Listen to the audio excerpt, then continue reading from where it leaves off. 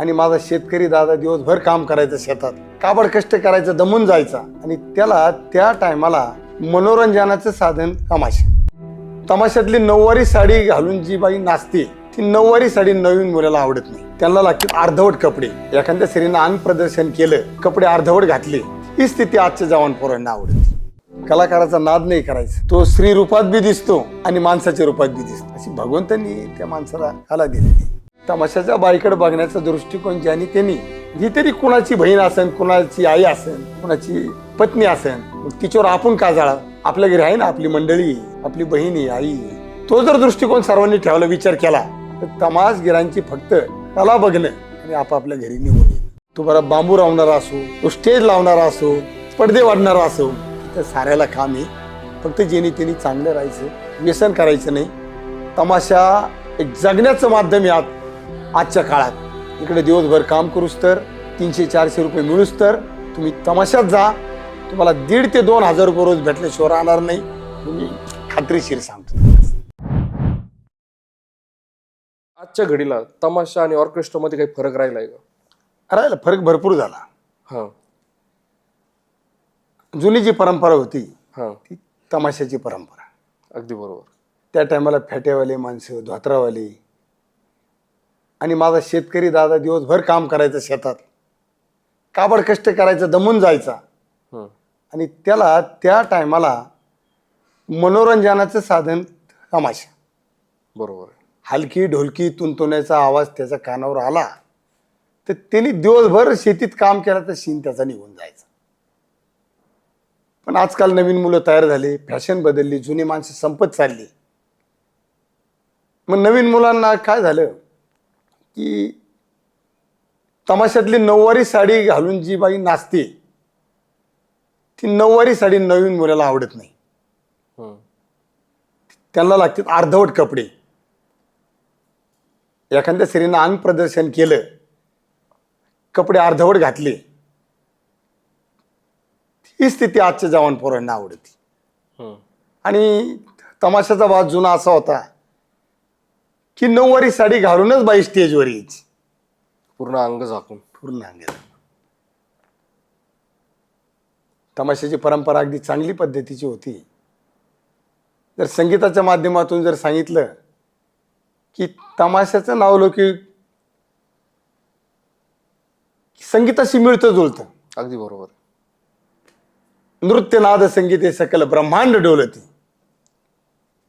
ती जर बाई स्टेजवर नाचायला लागली, तिच्या पायातला घुंगराचा आवाज यायचा, आणि कधी कधी स्टेज सुद्धा असा हादरायचा, माणसाला वाटायचं जमीनच हालून राहिली. असं तमाशाचा वाज होता. आणि आता ऑर्केस्ट्रा झाला. ऑर्केस्ट्रामध्ये हिंदी पिक्चरचे गाणे, अंग प्रदर्शन, हम्म. कपडे अपुरे, ते आजकालच्या पिढीला आवडतं. बरोबर. आणि जुन्या माणसाला ते आवडत नाही. जुन्या म्हाताऱ्या लोकाला पारंपरिक तमाशा, ज्याला जुना तमाशा म्हणते, हलकी ढोलकीचा, तुंतण्याचा, तो धोत्रावाल्या म्हाताऱ्यांना, फेट्यावाल्या म्हाताऱ्यांना जुन्या लावण्या बिवण्या जर लावल्या तर दिवसभर शेतात काम केल्याचा सीन जायचा. पण आता हिंदी गाणे या आजकालच्या नवीन पोरांना आवडतात, त्याच्यामुळे तमाशाचा ऑर्केस्ट्रा उंबास आणि तो झालाय. झालाच. आणि वेळ पण कमी झाली ना आता. म्हणजे आधी जो जर आधी तमाशा किती वेळ चालायचा किंवा किती दिवस चालायचं बरं? एका गावात जर फड बसलं तर, एका गावात जर तमाशा आला हम्म. तर रात्री 9ला सुरू झाल्यानंतर पहाटे 4:30 ते 5 वाजेपर्यंत तमाशा चालायचा रात्रभर. हा. आणि आता कोंबडं कोकूस तर तमाशा चालायचा. हम्म. आणि आजचा ऑर्केस्ट्रा 12-1 वाजता बंद होऊन जातो. बरोबर. आणि एक दुर्दैव असं की तमाशावाल्याला पैसे त्या काळी कमी भेटायचे. हम्म. हम्म. एक 100-125 माणसं तमाशात असायची. की रघुवीर खेडकरांचा तमाशा, त्यांच्या वडिलाच्या नावाने चालायचं, तुकाराम खेडकर सर, कांताबाई सातारकर लोकनाट्य तमाशा. हम्म. हे माणसं असे होते की 150 माणसं तमाशा सांभाळायची. 150 माणसामाग एक कलाकार मागे घरी 10 माणसं असतील. अशी हजारो माणसाची रोजीरोटी त्या टायमाला कलाकारांना भेटायची. आणि आज ऑर्केस्ट्रामध्ये फक्त 10-20 माणसं असतात आणि तमाशावाल्यापेक्षा बी त्यांना पैसे जास्ती भेटतात. कमी कष्ट. कमी कष्ट. अशी दुर्दैव अवस्था तमाशाची झाली. आता तुम्ही कुठल्या तमाशामध्ये काम केलंय? माझी सुरुवातीला ईश्वर बापू पिंपरीकर, त्यांच्याकडं. त्यांची बारामतीची पार्टी होती, हं. त्यांच्याकडे सुरुवात झाली. नंतर मनीषा सिद्धटेकर, नंतर दत्ता महाडिक पुणेकर, त्याच्यानंतर बाळासाहेब बेल्लेकर, त्याच्यानंतर आम्रपाली पुणेकर आणि त्याच्यानंतर रघुवीर खेडकरांच्या तमाशाला आता आज. आणि ह्यातले किती तमाशे आणखी जगलेले, म्हणजे आणखी किती तमाशे असे जे सुरू आहे आणखी सुद्धा, तुम्ही जेवढी नावं घेतली त्यात? नाही, संपूर्ण फड चालू आहे. सगळे संपूर्ण चालू आहे. म्हणजे महाराष्ट्रात कमी कमी 200-250 फड आहे. हं. धुळा, नंदुरबार, इकडे तिकडे सर्व तमाशे. पण नामांकित पार्ट्या कमीत कमी 10-12 अगदी, ज्या तमाशाने 100-150 माणसं जगतात. त्यांच्या मागे बी काही कुटुंब जगतं. असे रघुवीर खेडकर तमाशा मंडळ, दत्ता महाडिक पुणेकर, विठा भाऊमंग नारायणगावकर, मंगला बनसोडे करोडीकर, भिका भीमा सांगवीकर, असे मोठमोठे फड, पांडुरंगमुळे मांजरवाडीकर,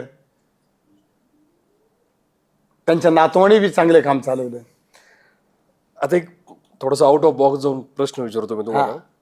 जर आज तुम्हाला किंवा मला स्वतःचा तमाशा खोलायचा आहे, स्वतःचं फड मला खोलायचंय, तर त्यासाठी काय काय गोष्टी कराव्या लागतात? नाही, स्वतःचं फड तुम्हाला जर खोलायचं असेल तर तुम्हाला खूप दिवस उपाशी मारावं लागेल. कारण तमाशा चालवणं एवढं सोपं नाही. त्याला खानदानीच मालक लागतो. खूप दुःख सोसलेलं असतं. तुमच्यासारख्या सुखी माणसाने जर तमाशा खोलायचा प्रयत्न केला, तुमची अधोगती झाल्याशिवाय राहणार नाही. कारण तुम्हाला त्याच्यातले काय काय मुद्दे आहेत, कलाकार कशी मालकाची फसवणूक करतात. जर कुणालाही आजच्या घडीला जर तमाशाचं फड खोलायचं असेल किंवा कुणाला तरी या क्षेत्रात उतरायचंय की नाही, आता मला नाही का एक प्रकारे नाही का माझा व्यवसाय म्हणून मला बघायचंय, तर आज हे शक्य आहे का स्वतःचा तमाशा खोलणं? शक्य होऊ शकतो. त्याला अनेक जणांची साथ पाहिजे. कलाकार, मॅनेजमेंट चांगली पाहिजे तमाशाची. मालक ते दिवसभर झोपेत असतो, तो फक्त रात्री स्टेजला काम करतो. पण मॅनेजर जर चांगले असले तर तमाशाचं नाव लौकिक वाढतं आणि त्यातून आर्थिक बाजू खूप भेटते. मालकाचं नाव आणि नियोजनबद्ध करायचं मॅनेजर लोक. त्याच्यामध्ये आतल्या काही गोष्टी असतील ना, कलाकार गोळा करणं. ते मॅनेजर असतं ना. सारे मॅनेजर 7 ते 8 मॅनेजर असतात. कलाकार गोळा करण्याचं एक मॅनेजर, त्यांचे पैसे देण्याचं एक मॅनेजर, रावठीचं एक मॅनेजर, भाजीपाला आणण्याचं एक मॅनेजर, स्टेजचं एक मॅनेजर, गाड्याचं नियोजन ठेवणारा, डिझेल टाकणारा एक मॅनेजर. तमाशा मालकाचं नाव वाढवणं संपूर्ण मॅनेजर लोकांच्या हातात असतं. आणि टोटल कलाकार किती असतात? टोटल कलाकार समजा 150 जणांचा संच असतो. सगळे मिळून, ड्रायव्हर सगळे सारे मिळून 150 जणांचा संच असतो. आणि त्यात 50 कलाकार म्हणतात. 50 कलाकार धरा आणि बाकीचे 100 माणसं साईडचे धरा. आणि हे जे तमाशाचा खेळ असतो तो किती दिवस चालतो किंवा कोणत्या कोणत्या महिन्यांमध्ये असतो? आता तमाशाचा फड दसऱ्याला बाहेर पडतो. आणि कमीत कमी बुद्ध पौर्णिमा, म्हणजे मे महिन्यात बुद्ध पौर्णिमा, एप्रिल मे मध्ये असते बुद्ध पौर्णिमा. त्याच्यानंतर मे पर्यंत तमाशे चालतात. नंतर पावसाळा सुरू होईपर्यंत. पावसाळा सुरू. त्यानंतर पुढे त्या कलाकारांचं काय होतं? कलाकार लोकांचा जो तो हिसाब त्यांनी काळजी, त्यांचं मानधन ठरलेलं आहे. मालकासंग बोलून, मॅनेजर संग बोलून त्यांचा संपूर्ण हिसाब ते घेतल्याशिवाय जात नाही. पैसे घेऊनच जातात. कारण त्यांची रोजीरोटी त्याच्यावर अवलंबून असते. मग नंतर घरी गेल्यानंतर ते आपला जो रोजचा उद्योगधंदा आहे त्यांचा, काही शेती करीत असतील, काही डान्स बारला नाचायला जात असतील लेडीज, काही लोक आरामशीर बसून खात असतील, 7 महिने कष्ट करायचे आणि बाकीचे 4-5 महिने आरामशीर खायचं, असं तमाशा कलावंताची भूमिका आहे. तमाशा कलाकाराला जास्ती श्रीमंतीची गरज नाही लागत, रोजची रोजीरोटी भागली त्यांची, तेवढाच प्रश्न त्यांचा असतो. आपण पुढे गेल्यानंतर जेव्हा एक आता जसं तुम्ही म्हणलं की महिला जे काम करतात तमाशामध्ये, जोपर्यंत सौंदर्य आहे तोपर्यंत त्यांना स्कोप आहे. जेव्हा त्यांना प्रेक्षक किंवा इतर लोक जेव्हा त्यांना नाकारायला लागतात, त्यानंतर पुढे त्यांचं काय होतं? जर तुम्ही सांगितलं एक ऑप्शन दिलं तुम्ही डान्स बार, पण आणखी काय त्यांचं पुढं काय होतं त्या महिलांचं? नाही, पुढं जर महिला जर चांगली शिकलेली असली, ते कुठं ना कुठं पोटा पाण्याची खाळगी भरतातच, आता काबाड कष्ट करून. एकदम बरोबर आहे, तुम्ही म्हणालात की शिकलेली असती, पण असं पण एक समज आहे किंवा गैरसमज पण असू शकतो की तमाशात काम करणाऱ्या महिला शक्यतो हे शिकलेल्या नसतात, गरिबीतनं वरती आलेल्या असतात आणि काहीतरी करायचं किंवा कलेबद्दलचं एक आकर्षण असतं म्हणून ते तमाशात येतात. नाही, तमाशात येतात, तो एक जगण्याचा मार्ग आहे. अडाणी माणसं अगदी बरोबर की शिकले तरी 6वी-7वी झालेल्या मुली असतातच, असं नाही की सारेच अडाणी असतात. आता तर असं झालं, खूप काही तमाशामध्ये अर्धी समाजाच्या मुली आहेत. ज्या समाजाला आपण रानावनात दाऱ्याखोऱ्यात पाहायचो, आज त्याच मुली तमाशा मालकाच्या आशीर्वादानं खूप सुखी समाधान राहतात. खूप अगदी त्यांची ड्रेसिंग, कपडे वगैरे, साड्या, त्यांना त्यांची जी जागा आहे लक्झरी गाडीत, त्याला सेपरेट फॅन एकीला. तर ज्या गावात तमाशा जातो रावठ्या लागतात तिथं बी फॅन. म्हणजे तमाशा मालकाच्या आशीर्वादाने अडाणी लोक खूप सुखा समाधानात जगतात. आणि काळी बाजू कोणती बरं तमाशाची? तमाशातल्या कलाकारांची एक काळी बाजू असेल, ही सपोज एक झाली, एक बाजू, दुसरी बाजू काय? काळी बाजू म्हणजे एक बाजू असते नाही का, की आता हे झालंय, पण एक अशी पण असेल ना की एक वयानंतर त्यांच्याकडे कोणी बघणारं नसतं किंवा अशा काही गोष्टी ज्या माहित नाहीत आपल्याला. तमाशातल्या कलाकारांच्या व्यसन एक असू शकतं त्यातलं. आणि आता व्यसनाचं जर पाहिलं, तमाशा कलाकार छंदी असतो, त्याला जे शोकपाणी जडलेलं असतात, तो त्याची ड्युटी संपल्यानंतर तो आपला थोडाफार शोकपाणी करणारच. पण ज्यावेळेस स्टेजवर काम करायचं, त्या टायमाला तो रंगभूमीकडे स्टेजचं दर्शन घेऊनच स्टेजवर जाणार. असं नाही की तमाशा कलाकार एकदम असा व्यसनामध्ये वाहून गेलेला आहे, तसं बी समजू नका. तमाशाबद्दलचे खूप गैरसमज आहे लोकांचे. जसं मी तुम्हाला म्हणालो की पुढे त्या महिलांचं काय होतं किंवा व्यसनामुळे त्यांच्या आयुष्यामध्ये कुठल्या कुठल्या गोष्टी होतात. किंवा आता नवीन एक ट्रेंड आलाय बघा तुम्ही, आजकाल नाचणाऱ्या मुली बघा तुम्ही, ते एक वेगवेगळ्या गाण्यांवर नाचतात, चांगले फेमस होतात, ते वेगवेगळे तमाशाच्या नावाखाली त्या एक वेगळ्या पद्धतीने नाचतात. तर त्याने असं काही होतं का की त्यामुळे सुद्धा, बरं ते पण नऊवारीच घालताना ते नऊवारी घालतात, पण त्यांचे जे हावभाव असतात ह्याचा पण एक फटका बसत असेल ना तमाशाकडे बघणाऱ्यांमध्ये? आणि बघण्याचा दृष्टिकोन असा की ज्यात त्याची दृष्टी असती. आता गौतमी पाटलाचा डान्स म्हणजे जवान मुलांना की डान्स, ही नवीन पिढी, तमाशा पण त्यासाठीच आहे ना, नवीन पिढी. आणि तमाशाचा जी डान्स आहे समजा लावण्या वगैरे, ते जुन्या माणसाकरता होता. पण गौतमी पाटलांनी काय केलं की मनोरंजनाचं माध्यम जवान पिढी चांगलं केलं, त्याच्यामुळे त्याला मागणी जास्त. आणि आता तमाशा आहे, जसं आपण कलाकारांबद्दल बोललो, अशा कुठल्या गोष्टी तुम्ही आम्हाला सांगू शकाल का तमाशातल्या ज्या घडतात? फॉर एक्झाम्पल, तुम्हाला काही आलेले अनुभव, म्हणजे स्थलांतरित कसे होतात, इकडनं ते एवढा मोठा फड घेऊन ते दुसरीकडे कसे जातात, किती वाहनं असतात त्यांच्याकडे, एवढा मोठे 150 लोकांचा समूह घेऊन ते प्रवास करतात, तर ही प्रोसेस कशी असते? तर ज्या गावात कार्यक्रम करायचा त्या गावात पहाटे 4:30-5च्या दरम्यान ते हजर होतात. सकाळी दुसऱ्या गावातून 3-3:30ला निघायचं आणि 2-3 घंट्याचा प्रवास जिथं असेल तिथं जायचं. दिवसभर साहित्य लावायचं, स्टेज वगैरे, रावठ्या वगैरे सारं. त्यांची स्वयंपाकाचे नियोजन एकीकडे सेपरेट असतं. मग बाकीच्या कलाकार मंडळी जी असती ती 8-9 वाजेपर्यंत झोपेत असते. मग गावात गाड्या गेल्यानंतर ती सर्वजण 9 वाजता उठतात, आंघोळीला जातात. आंघोळी वगैरे करून आल्यावर कोणाला देवधर्माचा नाद असेल तर मंदिरात जातात, दर्शन घेतात. बाकी गावात हॉटेलवर जातात, चहा पाणी नाश्ता करतात आणि सर्व करून 1 वाजता जेवणाची तयारी सुरू होती. ही सोय सगळी गावातले लोक करतात का, ज्या गावात तमाशा असतो ती? हा, गावाने जर मानधन त्याला दिलेलं असलं भरपूर हम्म. आणि ओपन कार्यक्रम जर करायचा असला, तिकीट नाही त्याला? हा बिगर कनातीचा, तर संपूर्ण जबाबदारी गावावर असते. आणि तिकीट असेल तर संपूर्ण जबाबदारी त्या त्या मालकाची असते. फड मालकावर तमाशा. आणि हे कसं आहे, अंदाजे एका गावामध्ये फक्त एकच रात्र राहतात?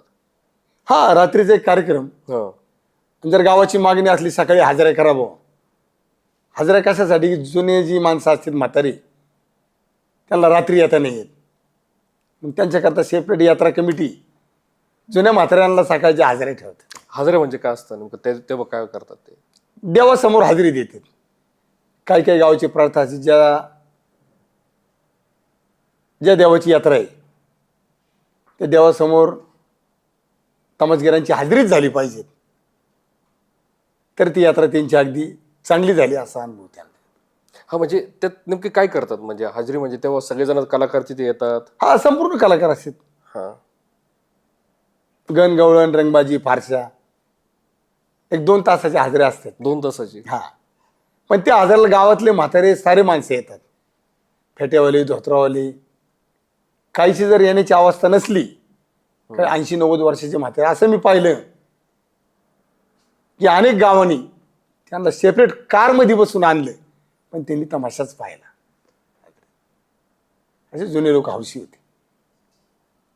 तुम्ही तमाशामध्ये कुठले म्हणजे तुम्ही नेमकं काय करायचं तमाशामध्ये? आता मी तमाशात सुरुवात ते शेवट काम करायचो. हा, मी गणगवळण काढायचो, कृष्णाचं रूप घ्यायचं, श्रीकृष्णाचा अवतार घ्यायचो. हा. नंतर वगनाट्यात व्हिलन म्हणून काम करायचो. थोडस गणगवळण बद्दल थोडस काही आम्हाला काही गाऊन दाखवाल तुम्ही? काही थोडस नॉर्मल. आता सुरुवातीचा गण असतो, हा, तमाशा स्टार्ट झाल्या हा, नंतर गवळण असते. बरोबर आहे. मग सुरुवातीच्या गाण्याबद्दल मग तमाशाची सुरुवात देवाचं नाव घेऊनच झाली पाहिजे. तमाशा असा नाही की त्यांचे बघण्याचा दृष्टिकोन वाईट आहे जनतेचा, बरोबर आहे, पण ते सुद्धा धार्मिक लोक आहेत. सुरुवातीलाच देवाचं नाव घेतात, नंतर ते स्टेजवर चढतात. बरोबर. मग सुरुवातीचा गण चालू होतो. 1 मिनिटाची झलक तुम्हाला दाखवतो. नक्की. आज आधी नमिला पुत्र गौरीचा, आज आधी नमिला पुत्र गौरीचा, मान मिळविला छत चौरीचा. आज आधी नमिला पुत्र गौरीचा, मान मिळविला छत चौरीचा. मंडप दिदला नवरा नवरीचा, मंडप दिदला नवरा नवरीचा, दिवा लाविला चंद्र सूर्याचा, दिवा लाविला चंद्र सूर्याचा. 9 लक्ष तारा करीतो फेरा, 9 लक्ष तारा करीतो फेरा, मेरू भवदिन रात्रीचा. 9 लक्ष तारा करीतो फेरा, मेरू भवदिन रात्रीचा. आज आधी नमिला पुत्र गौरीचा, मान मिळविला छत चौरीचा. क्या बात आहे. अगन. हा, आणि गवळण नंतर गवळण. तर म्हणजे ही गोष्ट मला खूप चांगली वाटली तुम्ही जे बोललात की तमाशाकडे बघण्याचा लोकांचा दृष्टिकोन वेगळा आहे, पण तमाशाची सुरुवातच मुळातच एक देवाच्या नावाने होते. ते आमचे मालक हे रघुवीर खेडकर हा, आणि सर्वच तमाशा मालक ते कमीत कमी 1-1 घंटा देवाची पूजा करतात रावटीत. मी स्वतः बघितलं माझे डोळे. खूप परमेश्वराला विनवतात आणि परमेश्वर बी त्यांची रोजीरोटी चालवतो. आत्ताचे दिवस कसे आहे बरं तमाशाचे? आत्ताचे दिवस तसं पाहिलं तर हलाखीचेच आहेत. फक्त यात्रेचा पिरियड चैत्र महिना सुरू झाल्यानंतर हं. त्यांची रोजीरोटी चांगली, कलाकार बी जगतील. पण तमाशा मालक ते 1-2 महिन्यासाठी, चैत्र महिन्यासाठी कमीत कमी 7 महिने कलाकारांना जगितो. म्हणजे ते हा, जेव्हा काम असेल तेव्हाच ना? हा, जेव्हा काम असेल तेव्हाच ना फक्त? आणि तमाशा 7 महिने चालतो ना. नाही 7 महिन्यानंतर नाही ना पण? नाही 7 महिन्यानंतर. 7 महिने तर स्वतःच्या पैशाने जगायचं. पण तेवढे जे मुबलक पैसे कमवतात. हा, तमाशा कलाकार उपाशी राहत नाही, कारण त्याच्या अंगात सरस्वती असती. परमेश्वर कोणाला उपाशी मारित नाही. त्याच्याकरता कोणी बी तमाशगिरांची अवहेलना करू नये. माणसाला प्रत्येकाने माणसासारखीच इज्जत द्यावी, की तमाशगिराकडे कुणीच वाईट दृष्टीने पाहू नये. आत्ताच्या घडीला कशी आहे बरं? म्हणजे जसं तुम्ही म्हणलं की करू नये, पण आत्ताच्या घडीला काय आहे? म्हणजे तमाशाकडे बघण्याचा दृष्टिकोन कसा आहे? आता तमाशा बघण्याचा दृष्टिकोन आता नाही तमाशाबद्दल नाही, तमाशातल्या कलाकारांकडे बघण्याचा. हा, तुमच्या मला जनतेचा. हा, जनतेचा. त्यांचं हे कसं आहे, पॉइंट ऑफ व्ह्यू कसं आहे तमाशगिरांबद्दल? आता जनतेत जर त्यांच्यावर चांगले जर संस्कार झालेले असले हा, तर ते तमाशा कलाकाराकडे कलाच्या दृष्टीनं पाहतील. पण त्याला नाव ठेवण्याचा कोणाचा अधिकार नाही. अगदी बरोबर आहे. आणि काही अति हुशार जर पाहणारे असली, जास्त डोकं चालणारे लोक आहे ना गावागावात, अगदी बरोबर आहे, अगदी बरोबर आहे. की तमाशा मला आवडत नाही. हा, तू तमाशाला जातो का? तमाशाला जातो का? आणि काही कशाला एखाद्याला सांगायचं त्यांनी? त्यांचं पोट पाणी त्याच्यावर चालतं, पब्लिकच्या जीवावर. असं कोणी कोणाला सांगू नये. तुम्हाला पाहायचं तर पहा, नाही तर घरी बसा ना.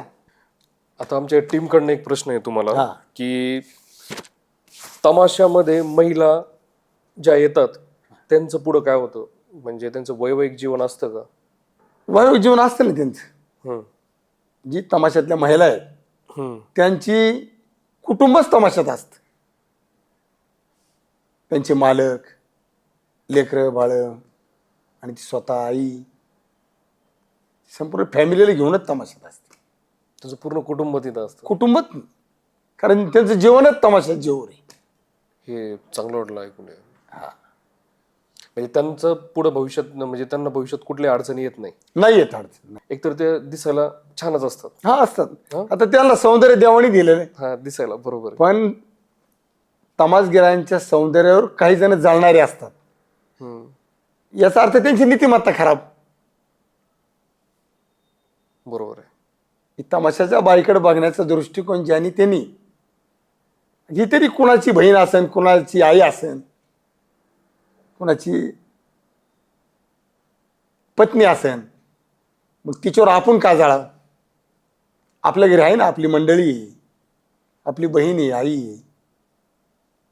तो जर दृष्टिकोन सर्वांनी ठेवला, विचार केला, तर तमाशगिरांची फक्त कला बघणं आणि आपापल्या घरी निघून येणं. तमाशगिरांच्या नादी जर लागले ना, तर तो माणूस उपाशी मेल्याशिवाय राहत नाही. अशी बात. म्हणजे तळतळाट. तळतळाट. आणि तिचं जर मागं मागं पळत राहिला तर ती त्याची भलती हाल करते ती बाई. हा, ते ते ते बऱ्याच जणांचं झालंय तसं. बऱ्याच जणांचे ते त्याच्याकरता नीतिमत्ता चांगली ठेवा आणि तमाशाची कला 2-3 तास बघायची, सोडून द्या विषय आणि परत आपल्या घरी यायचं. अशी.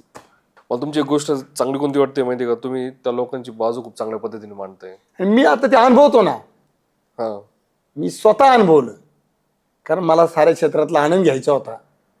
आणि तमाशगिरांचं जीवन काय असतं मला लहानपणापासून त्यांची आवड आहे. एक महाराष्ट्राची वैभवशाली कला आहे. भारत देशाच्या सीमेवर जाऊन त्यांनी जुन्या काळात सैनिकांचं मनोरंजन केलं.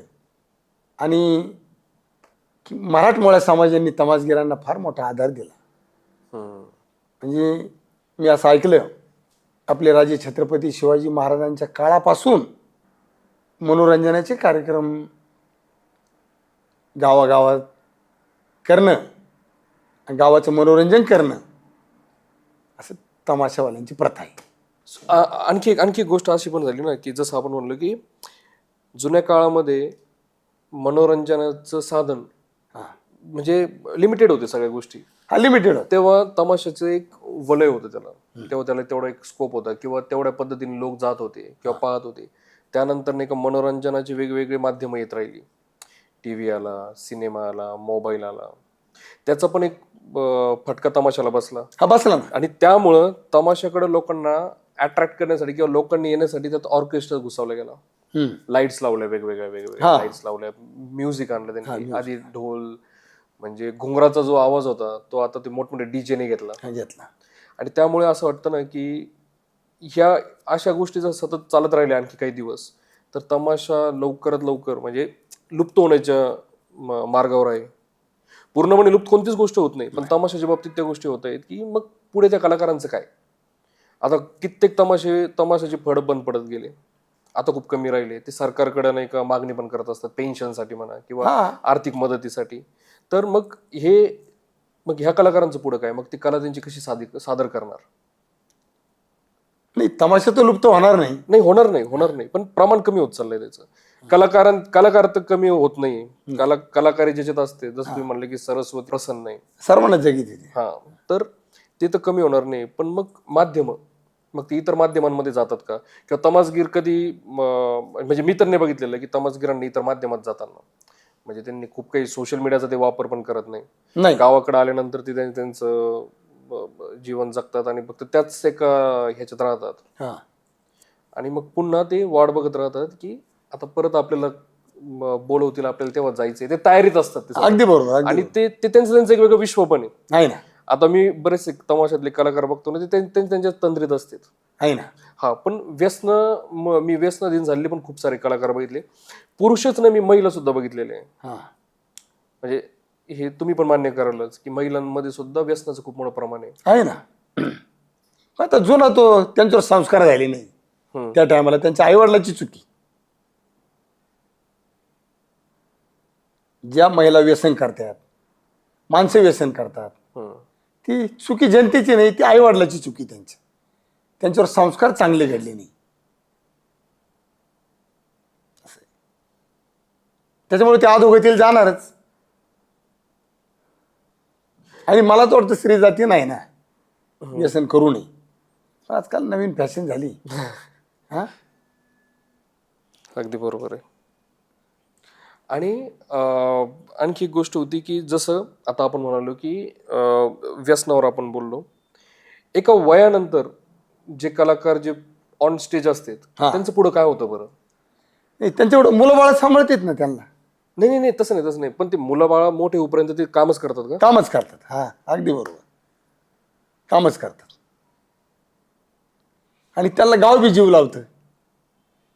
गाव जर चांगलं असलं, आणि सारे जेवढे कलाकार आहेत खेडेगावातले, ग्रामीण भागातली जास्ती आहेत, त्या गावाशी संबंध जर त्यांनी चांगले ठेवले तर त्यांचं आयुष्य गावच त्यांना सांभाळतं. कारण गावचं भूषण असतं तमाशा कलाकार.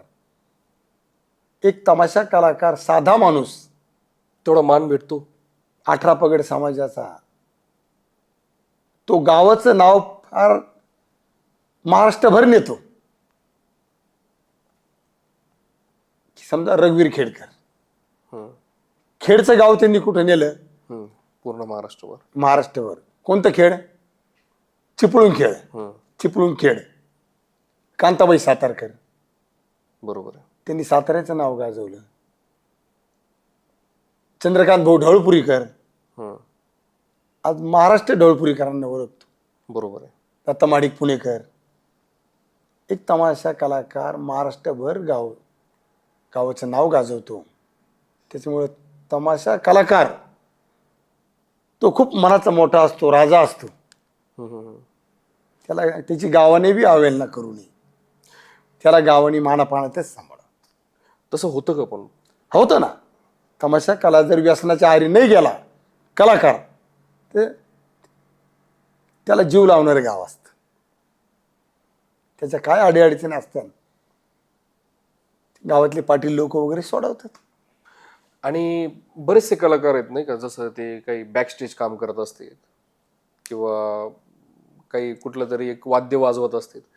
मला नाही का त्या लोकांबद्दल जास्त मला काय वाटतं माहिती का बबन सर, की नाही ह्या लोकांचं पुढं काय होतं, म्हणजे करिअर काय असं हे नाही ते डगमगतीच हे असते. ते स्वतःला एक नाद असतो म्हणून तो त्या वातावरणात गेलेला असतो. ते झगमगाट, ते लाइटिंग, त्या गोष्टी, ते ते एक वेगळा ऑरा आहे. तमाशाचा फड जेव्हा पडतो किंवा जेव्हा त्या गोष्टी होतात तो एक वेगळा माहोल येतो. जसं नाटकाच्या नाट्यगृहात असतो तो एक माहोल असतो, तो एक वेगळा. तसं तमाशगिरांसाठी सुद्धा तो आहे. पण म्हणजे माझं काय म्हणणं काय की ही लोक जेव्हा त्यातनं बाहेर येतात किंवा जेव्हा यांना काम मिळणं बंद होतं तेव्हा यांचं काय होतं. असं तर होतच असेल ना की नवीन पिढी आली की जुनीला थोडंसं माग ढकलले जात असेल ना बरेच जण, किंवा काही व्यसन लागतं. व्यसन लागल्यामुळं ते सुटत नाही आणि ते व्यसनामुळे मग ते काम पण व्यवस्थित करू शकत नाही म्हणून त्यांना बाहेर काढलं जातं. हा, मग नंतरचा प्रश्न असा आहे त्यांचा, कलाकारांचे वय झाल्यानंतर त्यांची घरची मंडळी त्यांना त्यांचे नातू मुलं बाळ सांभाळतात आणि शासनाचं मानधन बी चालू आहे बऱ्याच जुन्या कलाकारांना. पण ते पण काय खूप असं नाही, 5,000 रुपये देतात मानधन. काहीला महाराष्ट्र शासनाचं चालू आहे, परत दिल्ली सरकारचं बी चालू आहे मानधन. त्याच्यामुळं तुम्ही असा समज करून घेऊ नका की तमाशा कलाकार 70-80 वयाचं झाल्यानंतर उपाशी मरण. कारण त्यांच्यावर सरस्वती मातेचा आशीर्वाद असतो. कुठला तमाशा कलाकार उपाशी मरणार नाही. समजा पीटी मास्तर, ढोलकी मास्तर, ऑर्गन मास्तर तिने हात जरी फिरवले असे तरी त्याच्यातून नाद तयार होतो. ढोलकीवाल्यांनी जरी थाप टाकली तर कुठेही जगण्याचा मार्ग आहे त्यांना. गावात त्यांनी तमाशा थांबल्यानंतर जागरण गोंधळला जरी गेले, समजा भजनात जरी गेले तरी त्यांना त्यांचा मानपान भेटतो. तमाशातला कलाकार उपाशी राहत नाही. उपाशी राहत नाही, कधीच नाही राहत. कारण हा माझा स्वतःचा अनुभव.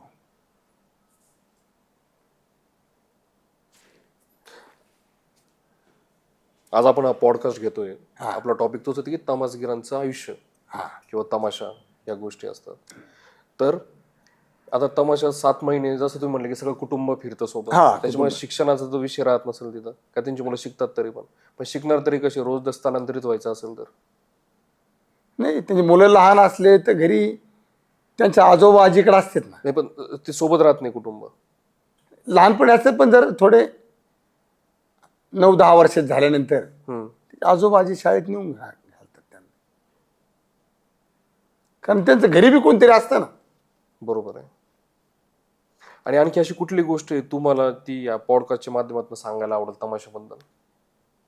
अशी कुठली तरी गोष्ट असेल ना की तुम्हाला ती खतखतीन, तुम्हाला ती सांगून टाकायची. जसं तुम्ही एक सांगितलं, तुमची एक गोष्ट मला आवडली की तुम्ही ज्या पद्धतीने त्यांची बाजू घेताय. तुम्ही आता एक सांगितलं की ते उपाशी कधी मरत नाही म्हणणार त्यांना, कारण की सरस्वतीचा त्यांच्यावर आशीर्वाद असतो. अशी आणखी कुठली एक गोष्ट आहे जी तुम्हाला लोकांचा गैरसमज दूर करण्यासाठी सांगावीशी वाटते इथं? नाही, तर लोकांचा गैरसमज त्यांनी मनानेच दूर करावा. त्यांनी आधी स्वतःचा विचार करावा की आपण एवढा मोठा संसार असताना, आपलं एवढं मोठं कुटुंब असताना किती यातनं सहन करावं लागतात आपल्याला. हा, तसं तमाशात काम करणारा माणूस सुद्धा त्याच्या मागे कुटुंब आहे तरी तो जगतो. हा, तो तर शानमध्ये जगतो.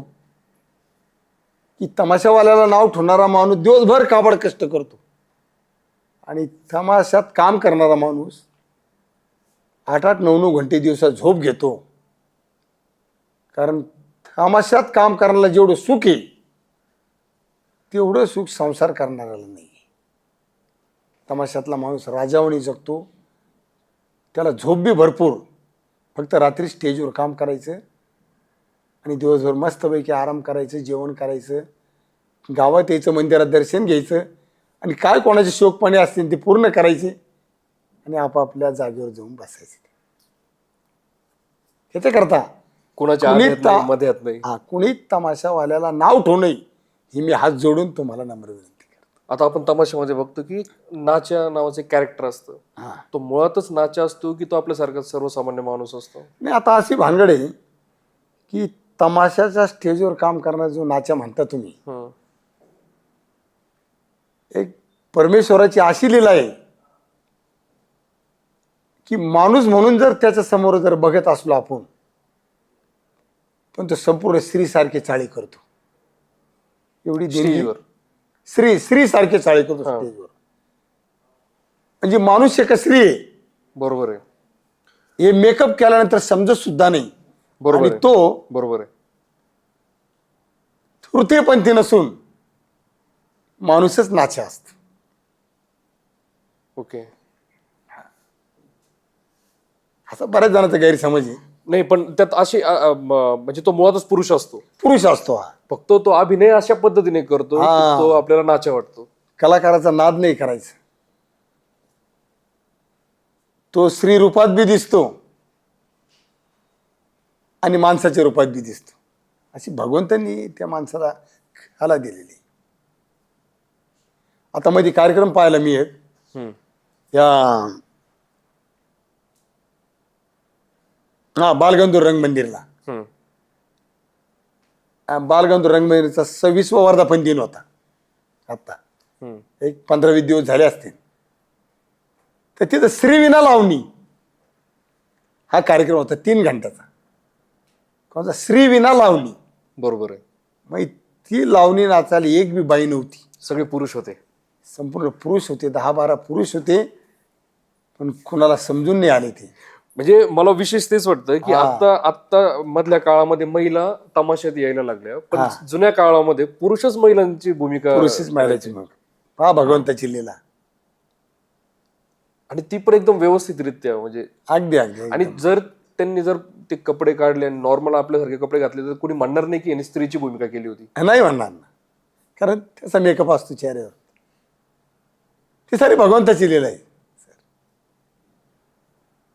आणखी आता तुम्ही ज्या पद्धतीने बोललात की उद्या तुम्हाला कुठला तरी एक तरुण मुलगा किंवा मुलगी भेटली आणि ती जर म्हणाली की मला माझं करिअर तमाशात करायचंय किंवा माझी इच्छा आहे की मी तमाशात जावं, तुम्ही तिला किंवा त्याला काय सल्ला द्याल? मी नाही सांगू. म्हणजे प्रत्येक जण नाही का करिअरचं एक बोलतो नाही का, मला इकडं जायचं किंवा माझा हा छंद आहे, मला पेंटिंग आवडते, मला पेंटिंग मध्ये जायचं किंवा वेगवेगळ्या क्षेत्रामध्ये प्रत्येकाला जायचं असतं. तुम्हाला जर कुठला युवती किंवा युवक या दोन्हीपैकी कुणी भेटलं आणि त्यांनी जर तुम्हाला विचारलं की मला तमाशात काम करायचंय, तुम्ही त्यांना किंवा त्याला किंवा तिला काय सल्ला द्याल? जर मला जर एखाद्या मुलीने विचारलं, मुलगी मुलगा, काका मला तमाशात काम करायचं, मी त्याला एकच सल्ला देईन की दिवसभर शेतात काम करूस तर 300-400 रुपये रोज मिळूस तर तू जर तमाशात काम केलं आणि तू चांगल्या पद्धतीने जर राहिली कुणी मुलगा असू मुलगी असू तर तुला कमीत कमी 1,500-2,000 रुपये रोज भेटणार. फक्त तू तुझी बाजू चांगली ठेव. तमाशात अडाण्यातल्या अडाण्या माणसाला काम भेटतं. तमाशा अशी कला आहे की कुठं जर शिकलेला असला माणूस अडाणी असला तर तो तमाशात जगू शकतो 7 महिने. असं तमाशा माणसाचं क्षेत्र असं आहे की अडाण्यातल्या अडाणी माणसाला तमाशा जगू शकतो असं कुठलंच क्षेत्र नाही. असं फक्त तमाशा क्षेत्र आहे. तो बरा बांबू लावणारा असो, तो स्टेज लावणारा असो, पडदे वाढणारा असो, तिथं साऱ्याला काम आहे. फक्त जेणे त्यांनी चांगलं राहायचं, व्यसन करायचं नाही. तमाशा एक जगण्याचं माध्यम आहे आजच्या काळात. इकडे दिवसभर काम करूस तर 300-400 रुपये मिळूस तर तुम्ही तमाशात जा, तुम्हाला 1,500 ते 2,000 रुपये रोज भेटल्याशिवाय राहणार नाही. हे मी खात्रीशीर सांगतो तुम्हाला. फक्त लाज वाटून नका देऊ. तमाशात गेलो बा आपले लोक नाव ठेवतील. लोक का नाव ठेवतात तमाशात गेलो? आता लोकांना वाटतं तमाशात गेला हा एखाद्या बाईच्या नादी लागेन, खलास होईन बाईच्या नादी लागून. हा लोकांचा गैरसमज आहे. मग तसं होतं का? आता होतं का? जर माणूस जर बळजबरीनं बाईकडे पळायला लागला, त्या बाईची इच्छा नसतानी, शेवटी त्या बाईला नाविलाज असतो की या माणसाला संपवायचं करण्याची नीतिमत्ता खराब आहे. तो माणूस संपला जातो. असं घडतं ना. तुम्ही असे बरेचसे कलाकार पण बघितले असतील ना, जे प्रचंड हुशार होते, हा फक्त त्यांच्या ह्या स्वभावामुळे ते पूर्णपणे संपले. सर, हुशारीला जोड नीतिमत्तेचा लागतो. तुमची वरची हुशारी काय कामाची नाही. तुमच्या आतून जर नीती जर बिघडली की समोरच्या दिसणाऱ्या बाईला बहीण समजायचं का बायको समजायची का आई समजायचं का रखेल समजायची, ती आपली नीतिमत्ता आपल्याला सांगते. त्याच्याकरता तमाशातल्या बाईकडे पाहण्याचा दृष्टिकोन सर्वांनी चांगला ठेवा आणि आयुष्य चांगल्या आनंदात घाला. बऱ्याच वेळा असं होतं की मी असे काही गोष्टी ऐकलेल्या आहेत बरं का, पण मी एक गोष्ट तुम्हाला सांगेल की तुमच्यासोबत बोलल्यानंतर मला सुद्धा प्रश्न पडला की खरंच आपण त्या कलाकारांकडे, तमाशातल्या कलाकारांकडे आपण कलाकार म्हणून का नाही पाहत. म्हणजे बऱ्याचशा गावांमध्ये अशा मी घटना ऐकलेल्या पण आहे की तमाशामध्ये ज्या महिला नाचतात आणि त्या गावातले जे प्रतिष्ठित लोक असतात, पैशाने वजनदार असतील किंवा ताकदीने वजनदार असतील ना, तर ते तमाशा संपल्यानंतर त्या महिलांकडनं काही वेगळ्या अपेक्षा ठेवतात. हा, ठेवतात ना. आणि जर ते मान्य नाही केलं तर तमाशातल्या सगळ्या इतर लोकांना त्रास दिला जातो, फड जाळला जातो, किंवा त्या मालकाला त्यांचा नाही का जो मान तो दिला जात नाही. मग कधी कधी असंही होतं की आपल्या सगळ्या गोष्टी सुरळीत होण्यासाठी काही लोक किंवा जे तमाशातले जे मालक असतात ते त्या गोष्टींपर्यंत जातात किंवा हा, हे तुमची इच्छा आहे तर ही पूर्ण करा आणि आम्हाला इथनं सुखरूप जाऊ द्या. कारण की ह्याला कुठल्याही प्रकारचं एक नियमावली नाहीये, कुठल्याही प्रकारचं सरकारी प्रोटेक्शन नाही. हे सगळं गाव पातळीवर चालणाऱ्या गोष्टी, तर ह्या गोष्टी घडतात का? नाही, ते जुन्या काळात होतं ना. हा, पण आता ते राहिलं नाही. आता जर तमाशातल्या बाईकडे गावातल्या एखाद्या माणसाने वाईट दृष्टीनं पाहिलं, वाईट दृष्टीनं तिच्यावर जर भावना ठुली आणि तिच्या संग जर संबंध करण्याची इच्छा झाली, तर ती बाई त्या समोरच्या माणसाला, व्यक्तीला तिच्या पायातली चप्पल काढून हल्ल्याशिवाय राहणार नाही. कारण त्या बाईला बी नवरा आहे तमाशात, आणि तमाशातली बाई अशी आहे की एकावर प्रेम केलं तर एकावरच करणार, कुणाला धोका देणार नाही, त्याच्या आयुष्याचा शेवटच करेन. पण त्याला सोडून ती दुसऱ्याकडे जायचं. कारण धंद्यावाल्या बाया वेगळ्या, व्यवसाय व्यवसाय करणाऱ्या बाया वेगळ्या आणि तमाशात काम करणाऱ्या वेगळ्या. हा फरक आहे खूप मोठा, हा सगळ्यांना समजून घेतला पाहिजे. फार मोठा फरक आहे. कारण धंद्यावाल्या बाया बी पोटा पाण्यासाठी करतात. आज तर मी असं म्हणू शकतो की खूप काही ठिकाणी मुलांचे लग्न व्हायना, खूप सैतानी हवा तयार झालेली आहे. कुणाचे सोयरिकी जमाना. आईबापाला वाटतं कधी सून येईन, कधी सून येईन. फार आईबापाचे स्वप्न अधुरे. आणि मुलाचं वय 35-40, 45 वयाची झाली तरी त्यांना त्यांचं लग्न अजून व्हायना. तर मग काही मुलं धंद्यावाल्या व्यवसाय बायांकडे जातात आणि आपली काळजी मनाचं समाधान ते करून येतात आणि ते जीवन दिसून राहिले. ते व्यवसाय बाया जर नसत्या तर अनेक जण दारू पिऊन खलास झाले असते, काहींना आत्महत्या केल्या असत्या, गळफास घेतला असता. व्यवसाय बायांचे सुद्धा समाजावर उपकार आहे. बलात्काराचे प्रमाण वाढले असते. हा, तुम्ही ध्यानात ठेवा. आपल्या माता भगिनी जी सुरक्षित आहे आज गावात, खेडेगावात, शहरात, फक्त व्यवसायबाईंची त्यांच्यावर उपकार मानावा लागला. मी सर्वांगीण बोलतोय, कारण हे सत्य बोलतो मी. तुम्हाला जरी मला नाव ठेवायचं असलं ठेवा, त्यांची बाजू मी धरतो. पण आज जी समाजातली मुलं जी स्थिर आहे, लग्न नसताना, त्या बाय. पण तमाशातल्या महिलांना आणि वेश्य व्यवसायात काम करणाऱ्या महिलांना तुम्ही एकत्र नाही करू शकत. नाही, पूर्णपणे वेगळं आहे. पूर्णपणे फक्त बघणारा ऑडियन्स, जस काय बघणारी लोक एकदम तळागाळातले म्हणून कदाचित त्यांना तसं वाटत असेल. आता बघणारे लोक कशा पद्धतीचे आलेले आहेत हे तमाशा मालकाला काय माहित. हे गाढव आहे का काय, याला ज्ञान आहे का नाही. तमाशा कलाकार त्याची कला त्यांच्या समोर सादर करणार, त्याला आईबाप समजून. प्रेक्षक मायबाप. कारण कलाकाराचे मायबाप असते समोर. अगदी बरोबर. त्यांनी कशी नजर ठेवायची ती समजून घ्यायची. खूप चांगल्या पद्धतीने तुम्ही त्यांची बाजू मांडताय. आणि मारता मी स्वतः अनुभवलं, बघतो. कारण तमाशावाल्याला नाव ठेवणारे बरेच लोक आहेत. त्यांनी सुद्धा असं समजून घ्यावा की त्यांचा संसार त्याच्या जीवावर आहे, नाचायच्या जीवावर आहे. पोरं बाळे लेकरं बाळे ते सांभाळतात, कोणी कोणाला नाव ठेवू नये. आता जसं तुम्ही म्हणाल की बरेचसे मुलांची लग्न होत नाही, तर असा एक वर्ग आहे की ते कुठल्याही जातीतल्या मुलीसोबत लग्न करायला आज तयार आहे. मग ती दुसऱ्या परराज्यातली असो तरी सुद्धा तयार आहे. आणि बऱ्याचशा गोष्टी आपण बघतो की ते पैसे देऊन गोष्टी होत आहेत नाही का, की 3 लाख 5 लाख रुपये द्या मुलीसोबत लग्न. आणि त्यात बरेचसे फसवेगिरी पण चालू आहे. तमाशात पण मुली काम करतात, चांगल्या समाजातले मुलं आहेत ज्यांचे लग्न पण होत नाही. मग त्या मुलांनी या मुलींसोबत लग्न करायला पाहिजे का? करायला पाहिजे. कारण ते यमाने इतबाराने संसार करतात आणि त्या मुलांचा संसार शेवटपर्यंत अगदी त्याला साथ देतात. कसं बरं? की तमाशातली मुली संग जर एखाद्या चांगल्या माणसाने लग्न केलं की त्याचा शेवटपर्यंत ते संसार निभावणार. असं नाही की ते अर्धवट सोडून मी तमाशात पळून जाईन परत, तसं नाही करणार. फक्त त्या माणसाची तिला सीजन सुरू झाल्यानंतर कार्यक्रमाला जाणे येण्याची परवानगी पाहिजे.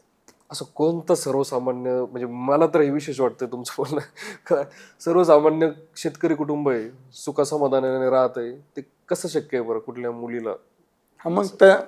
मग नाही शक्य. तसं नाही शक्य नाही मला. शेतकरी मुलाला नाही ते दमदार नाही. कारण त्यांना कलाकार क्षेत्रातला माणूस आणि गावातला असं सुट्टी देणारा माणूस नाही. मग ते तर शक्यच नाही. मग तसं मग एकतर मग आता आपण ठरवून चालायचं का की तमाशातल्या मुलीसोबत तमाशातल्या माणसानेच लग्न करावं? नाही, कला ज्याच्या अंगात असं असं थोडी नाही. आता कला जरी असली तरी आता म्हणजे आता सपोज माझ्यात पण कला आहे, तुमच्यात पण कला आहे, पण आपण त्या गोष्टी केल्या नाही ना. नाही केल्या आहे का नाही? म्हणजे जर आपण एवढं बोलतोय तर, पण मग जर अशा गोष्टी असतील की ती म्हणत असेल की मला पुन्हा जायचं, तर मग तर शक्य नाही ते सर्वसामान्य माणसाने लग्न करणं. नाही नाही नाही अगदी. खूप भारी वाटलं तुमच्यासोबत बोलून. तुम्ही ज्या पद्धतीने, म्हणजे मी म्हणेल की हा जो पॉडकास्ट होता तमाशगिरावर किंवा तमाशावर हा जो होता ना पॉडकास्ट, मुळातच हा बोलता बोलता असं झालं की त्यांची एक वेगळी बाजू तुम्ही मांडण्याचा प्रयत्न केला. प्रयत्न करणं म्हणण्यापेक्षा तुम्ही मांडली, चांगल्या पद्धतीने मांडली. आणि अशा आणखी गोष्टी व्हावं. मी तर म्हणेल की तमाशाकडे बघण्याचा दृष्टिकोन आजही खूप विचित्र आहे. आजही खूप, मी त्याला अश्लील शब्द नाही वापरणार, पण तो नाहीये. इतर स्त्रीकडे बघण्याचा दृष्टिकोन आणि तमाशातल्या स्त्रीकडे बघण्याचा किंवा त्या कलाकारांकडे, नाटकात काम करणाऱ्या कलाकारांकडे बघण्याचा दृष्टिकोन, तमाशात बघणाऱ्या कलाकारांकडे बघण्याचा दृष्टिकोन, ह्या तफावत जरी असली तरी मला तुमची एक गोष्ट आवडली की तुम्ही त्यांच्या इमानदारीवर खूप चांगलं बोलला. म्हणजे ती गोष्ट इतर कुठल्याही क्षेत्रामध्ये राहिलेली नाही आता. ती तुम्ही तमाशाबद्दल सांगितलीत आणि खरंच खूप चांगलं वाटलं मला बोलून. आणि मला आणखी एक गोष्ट आहे की मला हे पण माहिती आहे की तुम्ही पूर्ण वेळ तमाशात नसता, तुमचे वेगवेगळे व्यवसाय आहेत, तुम्ही वेगवेगळ्या गोष्टींमध्ये असता, पण तुमची आवड आहे म्हणून तुम्ही तिथे जाता. अशा कलाकारांसाठी तुमच्यासारख्या, म्हणजे आम्ही खरंच तुम्हाला म्हणू की थँक्स म्हणू तुम्हाला की तुमच्यासारख्या कलाकारांमुळे आपली लोककला आजही जिवंत आहे. माझं एक मला शेवटचं तुम्हाला म्हणणं सांगायचं आहे. मी ते क्षेत्र का निवडलं? खूप कष्ट केले 40-50 वर्ष संसारात, पण मला कधी दुपारची झोप भेटली नाही. पण मला फक्त दुपारची झोप भेटली तमाशामध्ये. तमाशा खूप माझ्या जीवनाचा म्हणजे आनंद ठरला आणि खूप समाधान मला भेटलं तमाशात गेल्यानंतर. कारण संसारात एवढं समाधान भेटलं नाही तेवढं मला तमाशाच्या स्टेजवर समाधान भेटलं. एवढं मला शेवटचं सांगायचं. धन्यवाद.